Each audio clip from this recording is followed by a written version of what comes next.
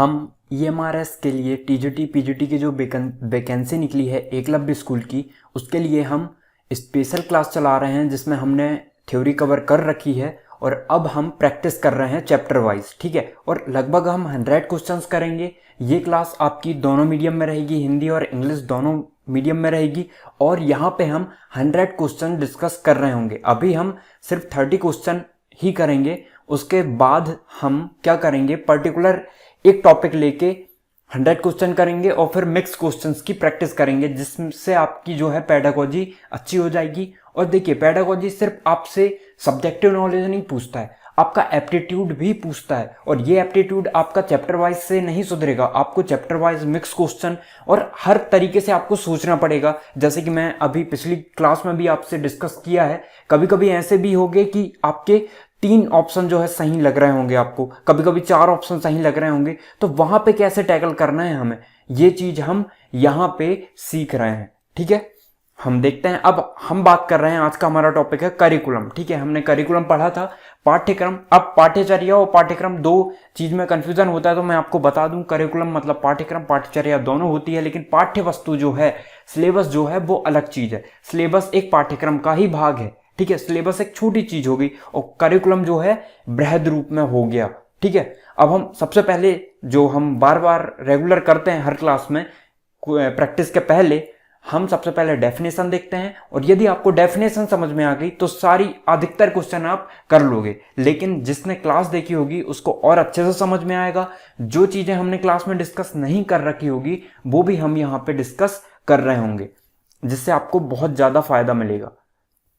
अब हम next question देखते हैं हम। अब सबसे पहला, करिकुलम है, पाठ्यक्रम है, क्या है, कोर्स है, कार्यप्रणाली। सबसे पहले मुझे करिकुलम की डेफिनेशन बताना था। ठीक है, तो करिकुलम मतलब होता क्या है? करिकुलम का शाब्दिक अर्थ यदि मैं आपको बताऊं तो इसका मतलब होता है रेस कोर्स, मतलब दौड़ का मैदान। ठीक है, शाब्दिक अर्थ हुआ ये। तो इसे कैसे हम सुनियोजित कर सकते हैं? यदि मैं इसकी डेफिनेशन बताऊं, दौड़ के मैदान शाब्दिक अर्थ बताऊं, तो दौड़ का मैदान मतलब जो मैदान है, और दौड़ किसकी हो रही है? छात्र की। ठीक है, छात्र अब उस मैदान में क्या कर रहा है? दौड़ रहा है। उसका एक पर्टिकुलर लक्ष्य होगा जिसे उसे प्राप्त करना है। ठीक है, मान के चलिए यहां से वो दौड़ना स्टार्ट कर रहा है, तो यहां आके उसका लक्ष्य पूरा हो जाएगा। तो वो जब दौड़ता है तो पर्टिकुलर वो इस कंडीशन में क्या सीखता है, यहां क्या सीखता है, यहां क्या सीखता है, तो ये चीज सीख के वो अपने लक्ष्य तक पहुंच जाता है। यही करिकुलम में होता है। ये बहुत ही आपको मैंने शाब्दिक अर्थ बता दिया, बहुत ही इजी वे में। और यदि हम और अच्छे से देखें तो करिकुलम जो है एक सुव्यवस्थित व्यवस्था है, जिसके द्वारा बालकों के अंदर हमारा एक लक्ष्य डिसाइड रहता है, जिसे हमें उनके अंदर उसे सिखाना है या फिर उनको सीख देनी है उस चीज की। तो पाठ्यक्रम के अंतर्गत यही होता है। और पाठ्यक्रम में सिर्फ ये नहीं है कि आपको किताबी ज्ञान ही उनको कराना है, उनको हर प्रकार से, उनको मानसिक रूप से, उनके संज्ञानात्मक रूप से, उनके भावात्मक रूप से, हर पहलू को उनका जो है सीख डेवलपमेंट करना, यही करिकुलम में आप देखते हो। ठीक है, तो पाठ्यक्रम क्या होता है? मान के चलिए कोई लड़का 7th क्लास में है, तो 7th क्लास में उसका जो जो चीजें पर्टिकुलर उसकी सुव्यवस्थित कर दी गई कि 7th में वो इस दिन क्या करेगा, इस दिन उसको सांस्कृतिक क्रियाएं होंगी, इस दिन जो है एक्टिविटीज होगी बहुत सी, इस दिन प्रोजेक्ट का कार्य होगा। ठीक है, इस दिन जो है वाद विवाद होगा। तो हर एस्पेक्ट्स में बच्चे को डेवलप करना, विकास करना बच्चे का, यही करिकुलम में होता है। और ये सिर्फ किताबी ज्ञान से रहकर ही नहीं रह जाता है, हर प्रकार का ज्ञान देना ही, हर प्रकार की चीजें उसमें डालना बच्चों के अंदर, यही करिकुलम में आता है। ठीक है, तो हम देखते हैं करिकुलम है, कार्यप्रणाली है, पाठ्य विवरण है, सह पाठ्यक्रम गतिविधियां हैं, या एक संख्या की समग्र गतिविधियां। तो एक minute, overall activities on institution होगा यहाँ पे। ठीक है, इंस्टीट्यूशन की समग्र गतिविधियां। तो क्या है? सिलेबस है, पाठ्य वस्तु है, या पाठ्य विवरण कह सकते हो आप, को करिकुलर एक्टिविटीज है, सह पाठ्यक्रम गतिविधियां हैं, और एक संख्या की समग्र गतिविधियां हैं। तो मैंने अभी भी आपको बताया है, एक इंस्टीट्यूशन की होगा वहां पे। ठीक है, एक संस्था की कह सकते हैं हम कि समग्र गतिविधियां। तो आपको समझ में आ गया होगा कि आंसर क्या होगा। ठीक है, मैंने अभी ही डिफाइन किया है कि समग्र गतिविधियां ही क्या है, पाठ्यक्रम के अंतर्गत आती है, एक कार्यप्रणाली नहीं, ये सब उसके अंतर्गत आते हैं, उसके अंदर आएंगे। लेकिन हमें एग्जैक्ट आंसर जो है हमारा बृहद रूप में जिसे हम बताना चाहें तो हम कह सकते हैं एक संस्था की समग्र गतिविधियां ही हमारा क्या है, पाठ्यक्रम है। तो आपको समझ में आ गया होगा। अब हम नेक्स्ट देखते हैं, important factor of curriculum is to help to achieve the. पाठ्यक्रम का महत्वपूर्ण कारक प्राप्त करने में मदद करता है। ठीक है, क्या करता है? शिक्षा, उद्देश्य, मूल्यों या काम। तो मैंने आपको पहले ही बताया है कि पाठ्यक्रम का महत्वपूर्ण कारक प्राप्त करने में मदद करता है। क्या? उद्देश्य। हमारा एक एम होना चाहिए, हमारा एक लक्ष्य हो कि हमारे ऑब्जेक्टिव्स हों, क्या कि जो हम बच्चों के अंदर डालना चाहते हैं वो सबसे महत्वपूर्ण क्या है, पाठ्यक्रम निर्माण करने का हमारा सबसे महत्वपूर्ण कारक है उद्देश्य। ठीक है, तो पाठ्यक्रम का महत्वपूर्ण कारक प्राप्त करने में मदद कौन करता है? हमारा उद्देश्य करता है। देखिए हमें क्या क्या उसके अंदर चीजें डालनी है, इसमें मदद कौन करेगा? हमारा उद्देश्य करेगा। हमें उद्देश्य पता है, उद्देश्य हमारा ये है। ठीक है, ये उद्देश्य है। अब हम मान के चलिए 1 महीने हुए तो हमारी ये चीजें पूरी हो गई, हमारा दूसरा महीना में हमने ये चीजें कंप्लीट करा दी, ये चीजें सिखा दी, उसके अंदर डाल दी। ठीक है, तो हमारा उद्देश्य ये है कि हमें ये सारी चीजें उसके अंदर डालनी है। तो यही हमारा उद्देश्य है और यही चीजें मदद करती हैं उसमें। ठीक है, अब मिनी संस्कृति क्या है? मिनी कल्चर इज कंटेंट है, क्लासरूम है, करिकुलम है या होम है। तो मिनी संस्कृति आपका पाठ्यक्रम तो नहीं है। ठीक है, तो एग्जैक्ट आंसर यदि मैं आपको बताऊं तो ये क्या है? क्लासरूम है, कक्षा है। मिनी संस्कृति है या फिर छोटी संस्कृति जिसे हम कह सकते हैं वो क्या है? कक्षा है। देखिए आप कक्षा में बहुत कम चीजें सीखेंगे, आप विद्यालय से भी सीखेंगे वो चीजें, आप अपने समाज से भी सीखेंगे। तो मिनी संस्कृति के लिए इसलिए हम किसे कहते हैं? कक्षा को। ठीक है, अब हम नेक्स्ट देखते हैं, हमारी वर्तमान परीक्षा प्रणाली के माध्यम से किस उद्देश्य के क्षेत्र का मूल्यांकन नहीं किया गया है? ठीक है, तो अफेक्टिव मतलब भावात्मक, उत्तेजित करने वाला, यहां पे क्या आएगा? भावात्मक आएगा। ठीक है, तो थोड़ी सी टाइपिंग मिस्टेक है, आप देख लीजिएगा। या संज्ञानात्मक या मनोप्रेरणा या कुछ भी नहीं। तो इसका आपको एग्जैक्ट आंसर बताना है कि आप खुद अपने आप से रिलेट करके देखिए कि इसका आंसर क्या हो सकता है। ठीक है, तो देखिए आप खुद, अब आपने खुद पेपर दिए हैं, आपने खुद परीक्षा से वहां से गुजरा है। ठीक है, तो आपको इस चीज का अनुभव है कि किस चीज का मूल्यांकन नहीं किया गया है आपका। ठीक है, आपके भावों का किया गया है, आपके संज्ञानात्मक किया गया है, आपके मनोप्रेरणा को किया गया है या कुछ भी नहीं, किसी का भी मूल्यांकन नहीं किया गया है। तो मैं आपको बता दूं, उत्तेजित करने वाला ये नहीं आएगा, मैंने आपको पहले ही बता दिया। अफेक्टिव मतलब भावात्मक। आप जब भी पेपर देते हो तो आपके भावों का चेक नहीं किया जाता है, आपका मूल्यांकन भावों का नहीं होता है। वर्तमान परीक्षा प्रणाली भी जो है हमारी, वहां पे हमारे भावों को उतनी ज्यादा इंपॉर्टेंस नहीं दी जाती है, इसलिए हमें संज्ञानात्मक पूछा जाता है, हमें मनोप्रेरणा भी पूछी जाती है कि आप देखिए लघुत्तरीय प्रश्न आ गया तो आप किस प्रकार से प्रेरित हैं, वो चीज आपकी कहां झलकती है? उस लघुत्तरीय प्रश्न में, दीर्घ उत्तरीय प्रश्न में। ठीक है, तो ये चीज आपको समझ में आ गई होगी। तो क्या नहीं किया गया है? तो हमारा अफेक्टिव आ जाएगा, मतलब भावात्मक जो है, भाव के रूप में हमारा मूल्यांकन नहीं किया गया है, हमारे भावों को नहीं चेक किया जाता है वर्तमान परीक्षा प्रणाली में। ठीक है, आपको समझ में आ गया होगा। अब हम नेक्स्ट देखते हैं, निम्नलिखित में से कौन पाठ्यक्रम की प्रकृति है? Which of the following is the nature of curriculum? Critical, creative, conservative या ऑल ऑफ द एबव। ठीक है, और जब भी उपरोक्त सभी आ जाता है तो आपके मन में तो सबसे पहले ही आएगा कि उपरोक्त सभी ही आएगा। तो ऐसा नहीं है, मैंने पहले भी बहुत से क्वेश्चन ऐसे डिस्कस किए हैं जहां पे उपरोक्त सभी आता है पर आंसर उपरोक्त सभी नहीं होता है कई कई कंडीशन में। लेकिन 70 से 80% चांसेस बनते हैं कि उपरोक्त सभी होता है, लेकिन आपको पहले पढ़ना जरूर है। ठीक है, निम्नलिखित में से कौन पाठ्यक्रम की प्रकृति है? कौन सा करिकुलम का नेचर है? नाजुक है, रचनात्मक, अपरिवर्तनवादी या ऊपर के सभी? तो क्या है? ऊपर के सभी। ये सभी प्रकार की प्रकृति है एक पाठ्यक्रम की। ठीक है, अब नेक्स्ट देखते हैं हम, पाठ्यक्रम के लिए मार्गदर्शन प्रदान करता है। Curriculum provides guidance for school, teacher, students या पेरेंट्स। ठीक है, पाठ्यक्रम के लिए मार्गदर्शन प्रदान करता है विद्यालय, अध्यापक, छात्र या माता पिता। तो बिल्कुल जी है आपका आंसर। पाठ्यक्रम के लिए मार्गदर्शन प्रदान करता है किसका? छात्र। ठीक है, किसके लिए? छात्रों के लिए। तो आपको ये याद रखना है। Curriculum provide guidance for students. किसके लिए करिकुलम जो है गाइडेंस प्रोवाइड करता है? स्टूडेंट्स के लिए। ठीक है, यहां पे थोड़ी सी टाइपिंग मिस्टेक होगी, पाठ्यक्रम के लिए मार्गदर्शन प्रदान करता है, ये गलत है। ठीक है, आपको क्या याद रखना है? पाठ्यक्रम जो है गाइडेंस प्रोवाइड करता है किसके लिए? छात्रों के लिए। अब नेक्स्ट देखते हैं 7 नंबर, मनोवैज्ञानिक फाउंडेशन पाठ्यचर्या के विकास में अपनी भूमिका को ध्यान में रखते हुए निभाता है। ठीक है, psychological foundation play its role in the development of curriculum keeping in view the students needs, students interest, students capabilities all of the above. तो यहाँ पे जिसको पता नहीं होगा ये एपोस्ट्रोफी एस है। ठीक है, अब इंग्लिश की क्लास नहीं चल रही है लेकिन फिर भी मैं आपको बता देता हूँ, जब भी ये लग जाता है एपोस्ट्रोफी एस, जहाँ पे ये पोजीशन को दर्शाता है। ठीक है, मतलब स्टूडेंट्स नीड, मतलब स्टूडेंट की नीड्स, आवश्यकता, तो ये है ना। तो इसका आंसर आपको बताना है क्या होगा।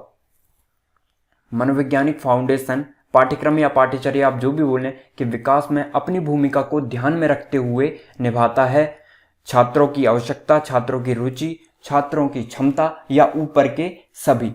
तो जो है बिल्कुल जो आपको लग रहा है वही सही है, ऊपर के सभी। तो जो है के विकास में पाठ्यक्रम के विकास में अपनी भूमिका को ध्यान में रखते हुए निभाता है, छात्रों को की आवश्यकता को भी देखता है पाठ्यक्रम, छात्रों की रुचियों को देखता है और छात्रों की क्षमता के हिसाब से। अब मान के चलिए कोई 10th क्लास का स्टूडेंट है या 10th क्लास की कक्षा के लिए हमें पाठ्यक्रम का निर्माण करना है और आप उसका लेवल क्या रख दो? उसका लेवल आप 12th लेवल का रख दो। तो क्या बच्चे बच्चों की क्षमता के हिसाब से आपका पाठ्यक्रम निर्माण हुआ?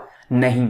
ठीक है, तो उनकी रुचि भी देखी जाती है पाठ्यक्रम में कि मान के चलिए यदि हफ्ते में हम या फिर क्लास के यदि 6 पीरियड हैं तो 5 पीरियड के बाद हम क्या ऐसी एक्टिविटी करवाएं जो रुचिकर हो उनके लिए। ठीक है, या फिर 5-5 मिनट के गैप में हम कुछ करवा सकते हैं। तो उनकी रुचि के हिसाब से हम पाठ्यक्रम को बनाएं। उनकी रुचि कैसे डेवलप होगी? अब आपने फर्स्ट में ही कोई हार्ड टॉपिक रख दिया तो उससे क्या होगा? उनकी रुचि वो नहीं ले पाएंगे। इसलिए धीरे धीरे जब उनका प्रीवियस नॉलेज को हम देखते हुए कि उससे रिलेटेड कुछ रख दें फर्स्ट चैप्टर में, फिर सेकंड में, फिर थर्ड में, तो इस प्रकार से उनकी रुचि को देखते हुए, उनकी क्षमता को देखते हुए और स्टूडेंट्स की जिस लेवल में है, वो जिस एज में है, उनकी आवश्यकता क्या है, इसके आधार पर पाठ्यक्रम का विकास होता है। ठीक है, पाठ्यक्रम का हिस्सा है, syllabus is a part of, मतलब पाठ्य वस्तु किसका पार्ट है? तो बिल्कुल अभी मैंने ऊपर ही बताया आपको एग्जैक्ट आंसर पाठ्यक्रम का। ठीक है, तो आपको समझ में आ गया होगा। अब हम नेक्स्ट देखते हैं। पहले ही बता दिया था मैंने आपको कि पाठ्य वस्तु जो है पाठ्यक्रम का ही एक भाग है और हमेशा इनमें ये पाठ्यक्रम रॉन्ग है। ठीक है, यहां पे पाठ्य वस्तु होगा। अब हम नेक्स्ट देखते हैं। पाठ्यक्रम वर्तमान निर्देशात्मक सामग्री द्वारा कहा गया है। पाठ्यक्रम वर्तमान निर्देशात्मक सामग्री द्वारा कहा गया है। Curriculum present instructional material is started by. तो आपका जो आंसर होगा, अब देखिए यहां पे हम कुछ नहीं कर सकते, जो पॉइंट है आपका एग्जैक्ट वही होगा। Curriculum present instructional material is started by, किसके द्वारा कहा गया है? ये चीजें स्मिथ के द्वारा। ठीक है, तो ये चीज आपको याद रखनी है। अब हम नेक्स्ट देखते हैं। An outline of the topics of a subject to the covered in specific time is called. ठीक है, तो आपको जब भी ना आप कोई भी क्वेश्चन पढ़ें तो पॉज कर लिया करो, जिससे आप उसका आंसर सोच सकते हो और अपने आप से ही आपको क्रॉस क्वेश्चंस करने हैं। ठीक है, अब ये क्वेश्चन मैं आपके लिए ही छोड़ देता हूं, इसका जो है आपको कमेंट करना है, क्योंकि आप कितने ज्यादा एक्टिव हो तो ये आपका प्रदर्शित होगी और जिसने पढ़ा होगा पिछली क्लास में वो आसानी से इसका आंसर दे पाएगा। ठीक है, नेक्स्ट देखते हैं हम।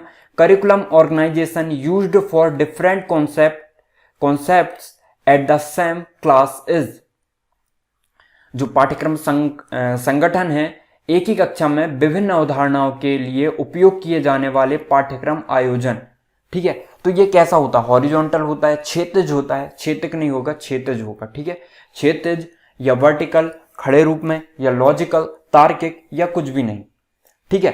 Curriculum organisation used for different concept at the same class is क्षैतिज रूप में, ठीक है। तो इसका आंसर जो होगा वो क्या होगा, क्षैतिज रूप में। एक ही कक्षा में विभिन्न अवधारणाओं के लिए उपयोग किए जाने वाले पाठ्यक्रम को आयोजित या संगठित कैसे किया जाता है, हॉरिजॉन्टल फॉर्म में। तो ये चीज आपको याद रखनी है और ये फैक्ट है, इसमें हम कोई भी कॉन्सेप्ट आपको मैं बता नहीं सकता क्योंकि ये फैक्ट है, ये चीज है तो ये है। और पेडागोजी में अधिकतर क्वेश्चन आपको ऐसे नहीं मिलेंगे जो फैक्ट वाइज होंगे, जैसे कोई वैज्ञानिक का कथन पूछ लिया या फिर आपसे कुछ ऐसी चीज पूछ लिया जो हमारा प्रीवियस क्वेश्चंस था। तो इस टाइप से आपका बहुत कम क्वेश्चन बनते हैं और आपके एप्टीट्यूड बेस्ड ज्यादा क्वेश्चन बनते हैं, ठीक है। जिसे आप 1 या 2 आसानी से एलिमिनेट कर लेते हो, लेकिन आप 2 या 3 ऑप्शन में फंस जाते हो। तो इस प्रकार की चीजें आपसे ज्यादातर पूछी जाती है। The category of audio visual aids is, teaching material में आपको पढ़ाया था मैंने, टीचिंग लर्निंग मटेरियल में, ठीक है। श्रव्य दृश्य एड्स की श्रेणी, ठीक है टेप रिकॉर्डर, टेलीविजन, रेडियो, ऊपर के सभी। तो जब भी आ जाता है तो आप तो ठीक है, लेकिन हर बार आपको ये नहीं करना है। टेप रिकॉर्डर बिल्कुल श्रव्य है, टेलीविजन देख भी सकते हो, सुन भी सकते हो, रेडियो सुन सकते हो। तो ये सभी क्या है, दृश्य और श्रव्य हैं। यदि सिर्फ दृश्य बोल देता तो क्या होता, टेलीविजन, और यदि सिर्फ श्रव्य बोल देता तो टेप रिकॉर्डर, रेडियो, ठीक है। तो इस प्रकार से आपको सोचना है, वहां पे मैंने डिटेल में आपको बता रखा है सारी चीजें। अब हमारा नेक्स्ट क्वेश्चन है, पाठ्यक्रम की प्रमुख चिंता है, major concern of curriculum is change in individuals behaviour, preparation for service, personal satisfaction, none of the above. पाठ्यक्रम की प्रमुख चिंता है व्यक्तियों के व्यवहार में परिवर्तन, सेवा की तैयारी, व्यक्तिगत संतुष्टि, या इनमें से कोई नहीं। तो आपको बहुत आसान है, देख के समझ में आ रहा होगा कि आपका आंसर क्या है, व्यक्तियों के व्यवहार में परिवर्तन, ठीक है। अब हम नेक्स्ट देखते हैं, curriculum reflects the culture of, पाठ्यक्रम की संस्कृति को दर्शाता है, विद्यालय, क्षेत्र, घर या समाज, ठीक है। अब इसको थोड़ा सा हम डिटेल में समझेंगे क्योंकि ये आपका कॉन्सेप्ट वाला क्वेश्चन हो गया है। तो देखते हैं हम, पाठ्यक्रम की संस्कृति को दर्शाता है, तो ये कौन सी चीज जो है दर्शाती है, स्कूल दर्शाता है, विद्यालय, पाठ्यक्रम की संस्कृति को, घर, क्षेत्र या समाज। तो मुझे लगता है इसका आंसर आपको देना चाहिए, ठीक है। तो ये 2 क्वेश्चन जो हैं वो एक पहले मैंने जो दिया था और ये नेक्स्ट क्वेश्चन, और जिसको भी नहीं पता होगा या जिसको डिफिकल्टी लग रही होगी उसको डिटेल में हम वहां पे डिस्कस कर लेंगे। और यदि आपको आता है तो आप कमेंट सेक्शन में बता सकते हो, या आपको प्रॉब्लम होगी तो मैं कमेंट में ही आपका जवाब दे दूंगा, ठीक है। अब हम नेक्स्ट देखते हैं, ये भी फैक्ट वाइज क्वेश्चन हो गया आपका, इसमें हम कुछ नहीं कर सकते। पाठ्यचर्या का अर्थ उन सभी संगठित पाठ्यक्रम, गतिविधियों और अनुभवों से है जो, यहाँ पे क्या होगा, को स्कूल के निर्देशों के तहत कक्षा में है या नहीं द्वारा कहा जाता है, ठीक है। तो यहाँ पे देख लेते हैं हम, करिकुलम इज आपका जो है, जो सही होगा वो इंग्लिश वाला फॉर्म होगा, ठीक है। यदि आपको प्रॉब्लम जा रही होगी हिंदी वाले में तो आप इंग्लिश से थोड़ा सा रिलेट कर सकते हो। Curriculum is interpreted to mean all the organised courses, activities and experiences which students have under the direction of the school, whether in the classroom or not, is said by John Dewey, Stephen Roman, या H. Rugg या Hilda ताबा। तो इसका जो exact answer है वो है Hilda ताबा, ठीक है। तो आपको समझ में आ गया होगा, क्योंकि इसमें देखिए, इसमें हमारे हाथ में कुछ भी नहीं है। यहां पे 1 मिनट जो है, हाँ, और इनको हम जो है रिलेट करके कहाँ समझेंगे, हम एक वैज्ञानिकों से रिलेटेड जो इंपॉर्टेंट है वो सारी चीजें हम क्या करेंगे, वो सारी चीजें मैं आपको ऑर्गेनाइज वे में रखूंगा, जहां पे जो भी कथन आ चुके हैं प्रीवियस ईयर में ना, हम वहां पे डिटेल में डिस्कस करेंगे और ट्रिक से भी कर लेंगे यदि आप कहोगे तो, ठीक है। तो इसका आंसर मैंने क्या बताया, हिल्डा ताबा नहीं, जॉन देव होंगे। John Dewey means teaching process है, करिकुलम चेंज है, चेंज इन बिहेवियर है, नन ऑफ द एबव है, ठीक है। 18वें का आंसर आपको सोचना है। सीखने का मतलब, मान के चलिए आप 7th क्लास में, ठीक है, हमारा एक लक्ष्य है कि 7th क्लास से आप कब किस तरीके से सीख रहे हो चीजों को, तो शिक्षण प्रक्रिया के द्वारा सीख रहे हो, या व्यवहार में परिवर्तन के द्वारा सीख रहे हो, या पाठ्यक्रम में परिवर्तन के द्वारा सीख रहे हो। तो मैं आपको बता दूं, यहां पे आपको शिक्षण प्रक्रिया भी लग रहा होगा, व्यवहार में परिवर्तन भी लग रहा होगा, और पाठ्यक्रम में परिवर्तन आपको नहीं लग रहा होगा। ठीक है, ऐसा ही हो रहा होगा। लेकिन मैं आपको बता दूं, यहां पे जो एग्जैक्ट इफेक्टिव आंसर है वो हमारा पाठ्यक्रम में परिवर्तन है। यदि मैं आपको बताऊं, शिक्षण प्रक्रिया जो है किसके अंतर्गत हो रही है, आपके पाठ्यक्रम के अंतर्गत। ठीक है, जो एक कॉन्सेप्ट पहले से व्यवस्थित कर दिया गया है, आप उसी के हिसाब से क्या कर रहे हो, शिक्षण प्रक्रिया कर रहे हो। व्यवहार में परिवर्तन की बात करें हम, तो व्यवहार में परिवर्तन कैसे होता है, जैसे एक कोर्स हो गया, मान के चलिए रेस कोर्स हो गया, दौड़ का मैदान हो गया, यहां पे आप व्यवहारों से सीख रहे हो, व्यवहारों में परिवर्तन करके सीख रहे हो। मान के चलिए आप यहां से दौड़ लगा रहे हो, यहां पे कोई हर्डल्स आ गया, तो आप क्या हुआ, यहां पे आपको जंप करना था लेकिन आप करे नहीं, आप इससे टकरा के गिर गए, तो आपको अनुभव क्या हुआ, व्यवहार में परिवर्तन। अनुभव क्या हुआ कि मुझे यहां से जंप करना है, तो आप आगे चले, और जब भी ऐसी हर्डल आई तो आप क्या करें, जंप किए यहां से, तो आपने व्यवहार में परिवर्तन किया। तो ये सारी चीजें आपकी पाठ्यक्रम परिवर्तन के अंतर्गत आती है। तो इफेक्टिव आंसर क्या होगा आपका, करिकुलम चेंज। ठीक है, अब हम नेक्स्ट देखते हैं, the outline of the contents is, सामग्री की रूपरेखा, पाठ्यक्रम विवरण, कार्यप्रणाली, कार्यक्रम, ऊपर के सभी। तो 19वां क्या होगा आंसर, ये आपको बताना है। अब उपरोक्त सभी आ जाता है तो यही होगा, ऐसा नहीं है। ठीक है, यहां पे the outline of the content is, तो किसके अंतर्गत हम करते हैं, सिलेबस के अंतर्गत। आपने देखा होगा कि जब भी आप कोई भी, जैसे आप EMRS की ही तैयारी कर रहे हैं, एकलव्य स्कूल की लिए टीचर की तैयारी कर रहे हैं, तो आप सबसे पहले सिलेबस देखते हैं, उसकी रूपरेखा देखते हैं। तो सामग्री की रूपरेखा किसे कहेंगे हम, सिलेबस को कहेंगे। ठीक है, पाठ्यचर्या का घटक है, इसका आंसर आपको बताना है। कंपोनेंट ऑफ करिकुलम इज, शिक्षण रणनीतियां, उद्देश्यों, मूल्यांकन, ऑब्जेक्टिव्स, इवैल्यूएशन, या ऑल ऑफ द एबव, पाठ्यचर्या का घटक है। 20वां का आंसर आपको बताना है, शिक्षण रणनीतियां, उद्देश्य, मूल्यांकन, ऊपर के सभी, तो पाठ्यचर्या के ये सभी घटक हैं। ठीक है, ऑल ऑफ द एबव। अब हम देखते हैं नेक्स्ट 21वां नंबर, संक्षिप्त ऑक्सफोर्ड डिक्शनरी पाठ्यक्रम को किस प्रकार परिभाषित करता है। तो जो है ऑक्सफोर्ड डिक्शनरी या फिर लैटिन वर्ड जो हमने लिया था वो कहां से लिया था, करिकुलम, ठीक है, करियर करके लिया था जिसे हमने। तो ये जो होगा आपका होगा चैरियट रेस कोर्स। ठीक है, ये रेस कोर्स जिसे मैंने बोला था ना, तो यही है, ऑक्सफोर्ड डिक्शनरी में भी आपको यही चीजें मिलेगी। तो क्या याद रखना है आपको, रेस कोर्स, जो कि मैंने आपको पहले ही स्टार्टिंग में ही बता दिया है। अब नेक्स्ट देखते हैं हम, the model of curriculum could not move above elementary stage, पाठ्यक्रम का मॉडल प्राथमिक स्तर से ऊपर नहीं जा सका। विषय पाठ्यक्रम, गतिविधियां पाठ्यक्रम, मुख्य पाठ्यक्रम, इनमें से कोई नहीं। तो इसका आंसर क्या होगा आपको सोचना है। ठीक है, देखते हैं हम,